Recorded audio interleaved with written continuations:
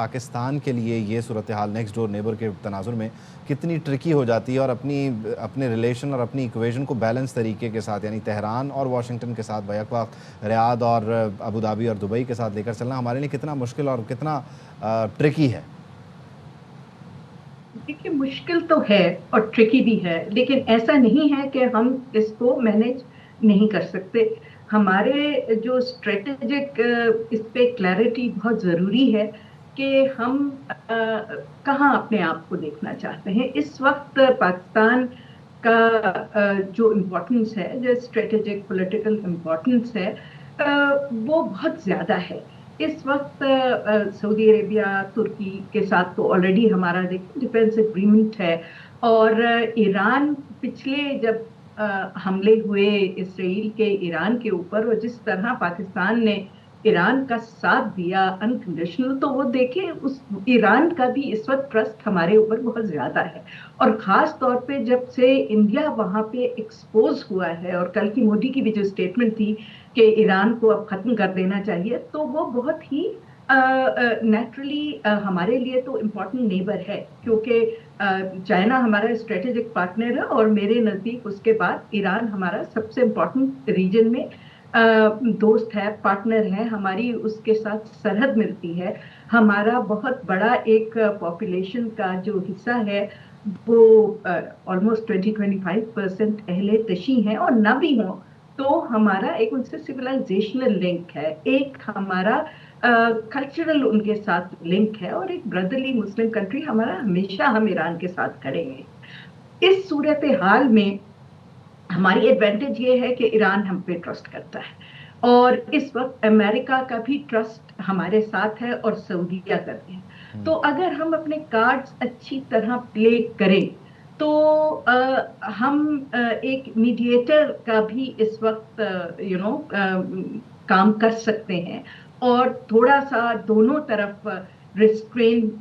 کا جو ہے وہ ان کو مشورہ دے سکتے ہیں. ہیونگ سیڈ دیٹ، جس طریقے سے یہ ایسکیلیٹ ہو رہا ہے، اور اس میں کوئی دیکھیں دو ویوز تھے ہی نہیں کہ اگر ایران پہ اٹیک کیا گیا تو یہ بات ایران تک نہیں رکے گی. یہ ایران نے خود بھی کہا تھا، اور ہم سب بھی یہی کہہ رہے تھے کہ یہ پورے خطے کو اپنی لپیٹ میں لے گا، اور آپ دیکھ رہے ہیں کہ پورے خطے کو اس نے اپنی لپیٹ میں لے لیا ہے. ہم لوگ پہلے بھی یہی کہہ رہے تھے کہ دیکھیں یہ بہت سارے ممالک ہے جس میں اہل تشی میں میجورٹی میں ہے، اور ان کے امام خامنائی جو تھے وہ صرف ایک پولیٹیکل یا ملٹری ہیڈ نہیں تھے، وہ ان کے ریلیجس ہیڈ بھی ہیں. اور اس طرح جتنی بھی ایٹ لیسٹ ایشیا میجورٹی ممالک ہیں ان میں یہ اس تو کو مزید بہت مشکل. اچھا میں یہ سخت سوال یہاں پہ آپ کی سے لہر پوچھنا چاہ رہا ہوں، دوڑی. جس تناظر میں آپ گفتگو کو لے کر جا رہی ہیں، یہ جو سیکٹیرین معاملات ہیں اس کو دیکھتے ہوئے عرب ممالک میں بھی ڈیفینیٹلی کہیں میجورٹی کہیں مائنورٹی میں یہ لوگ موجود ہیں. اب کیا یہ ایک پریشر پوائنٹ بن سکتا ہے عرب اسپرنگ کے تناظر میں؟ یعنی ہم اس کا ایک 2.0 ورژن دیکھ رہے ہوں گے کہ either you are with us اور اگینسٹ اس والا ایران نعرہ لگاتے ہوئے دنیا کو راغب کرے گا، اور پھر عرب ممالک سے جو ہے یہ آواز آئے گی کہ ہاں جی ہم ایرانی اس انقلاب کے معاملات یا یہ آیت اللہ والے معاملات کے ساتھ ہیں اور اب اپنی رجیم کے ساتھ یا اپنے تخت کے ساتھ نہیں ہیں. تو یہ وہ ایک عرب اسپرنگ والا ماحول دوبارہ سے خطرناک بنتا ہوا بھی نظر آئے گا، اور پھر امریکہ وہاں پر ابراہم اکارڈ والے پریشر میں آ کر لوگوں کو بولے گا کہ جی میں ساتھ دیتا ہوں، آپ یہ کر لیں. نہیں، آئی ڈونٹ تھنک کہ یہ اس طرف جائے گا معاملہ، کیونکہ دیکھیں عرب اسپرنگ کے میں بالکل معاملات اس وقت ڈفرینٹ تھے، حالات اب بدل چکے ہیں. اس وقت ابراہیم اکارڈز جو ہے وہ بھی ڈائلیوٹ ہو چکے ہیں. آفٹر واٹ اسرائیل اینڈ امریکہ ڈیڈ ان غازہ، تو لوگوں کو یہ بہت اچھی طرح سمجھ میں آ گیا ہے کہ جو ہم پچھلے 40 سال سے سمجھ رہے تھے یہ گلف سٹیٹس اور عرب سٹیٹس کے جی ہمارا جو دشمن ہے اور جس سے ہمیں ایگزسٹینشل ایشو ہے وہ شاید ایران ہے. لیکن اب یہ بات بالکل روز روشن کی طرح عیاں ہو گئی ہے کہ دشمن ایران تو نہیں ہے، بیسک اصل دشمن تو اسرائیل اور امریکہ ہے. اور یہ بات اب آپ اگر آرٹیکلز میں پڑھیں، تجزیوں میں پڑھیں، اور آپ اپنے جو गल्फ के लोग हैं और मिडल ईस्ट के लोग हैं, तो उनसे अगर आप बात करें तो वो इस बात का इजहार अब कर रहे हैं। इसीलिए देखें कि अब्राहम अकॉर्ड्स आगे नहीं चल बढ़ा। सके, क्योंकि ये अब्राहम अकॉर्ड्स का भी सिलसिला जो शुरू किया था ये ट्रंप साहब ने ही शुरू किया था, और ये अब जो कुछ आपने गजा में देखा और अब जो ईरान के साथ हो रहा है, जो कि बहुत शर्मनाक है, क्योंकि ये ऑनेस्टली नहीं हुआ सारा काम। ये ऑलरेडी देखे नेगोशिएशंस हो रही थी, और ओमान के फॉरेन मिनिस्टर ने तो बहुत क्लियरली कहा था कि बहुत सारी चीजों पे इत्तेफाक हो गया है और हम मुआहदे के बहुत करीब हैं, और उसके बावजूद हाँ, ये एक ट्रस्ट का बिट्रेयल हुआ है, और उन्होंने और ये तो बेसिक जो सफारतकारी के उसूल है उसकी भी नफ़ी होती है। हम जो बातचीत कर रहे हैं और उसकी हमें एक झलक भी मिल रही है। हम जो एहतजाज जिसका मैं भी जिक्र कर रहा हूँ कि असफ़हान में हो रहा है, तेहरान में हो रहा है, इराक़ में हो रहा है, यहाँ से ऑनवर्ड मामलात बहुत ही आपको लगता है कि क्लैरिटी के साथ अनफोल्ड होते चले जाएंगे, यानी कि ईरान के हक़ में और एंटी अमेरिका या एंटी इसराइल सेंटिमेंट, या यहाँ पर अब वो जो इंटेलिजेंस है उसको पेनिट्रेट करने का मौका मिलेगा और ये अगेन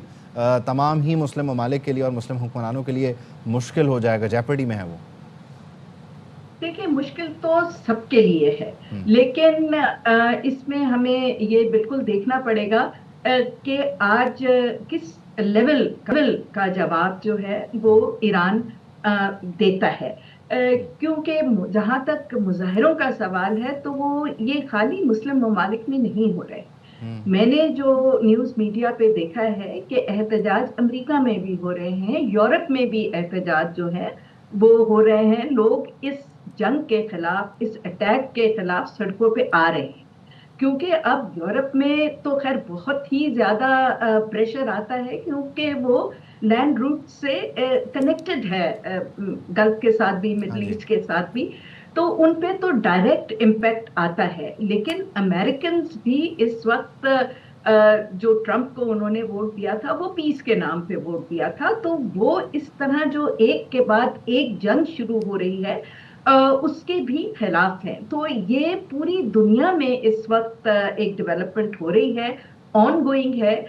इसको हमें बहुत ही गौर से इसको देखना पड़ेगा। लेकिन ये इसके साथ साथ मुस्लिम ममालिक, जिनमें मैंने आपको पहले कहा कि गल्फ और अरब स्टेट्स में ये रियलाइजेशन अब हो रही है कि ये जो ग्रेटर इजराइल का उनका ख्वाब है वो इसको अब आगे शर्मिंदा ताबीर करने जा रहे हैं, और इसमें सारी मिडल ईस्ट की जो ममालिक हैं उनकी टेरिटरीज को वो क्लेम कर रहे हैं। तो अब ये इशू सिर्फ ईरान तक का नहीं है, उन्हें पता है कि ईरान के बाद फिर उनकी भी बारी आ रही है, और हमारे लिए तो ये बहुत ही ज्यादा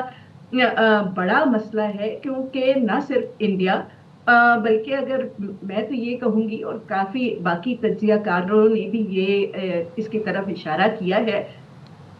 कि ये अब एक और स्टेप है टू डिस्टेबलाइजिंग पाकिस्तान। ऑलरेडी देखें, इंडिया जो इजराइल और अमेरिका का बहुत बड़ा अब पार्टनर है और खुलेआम अब ये बात कर रहा है कि जी इजराइल और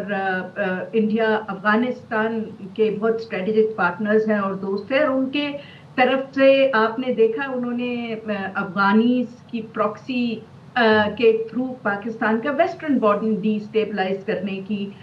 कोशिश की है। और इसी तरह अगर मुझे तो ये खतरा है कि अगर ये ईरानी जो अब डिस्पेंसेशन है वो भरपूर जवाब नहीं दे पाती और ये मामला किसी तरफ टॉक्स की तरफ नहीं जाता, और अगर तबाही ज्यादा होती है ईरान में और डिस्टेबलाइजेशन किसी तरह की होती है, तो बहुत ज्यादा ईरानी रेफ्यूजीज जो है वो ऑटोमेटिकली पाकिस्तान का रुख करेंगे, और उसमें आपको बहुत ही केयरफुल रहना पड़ेगा।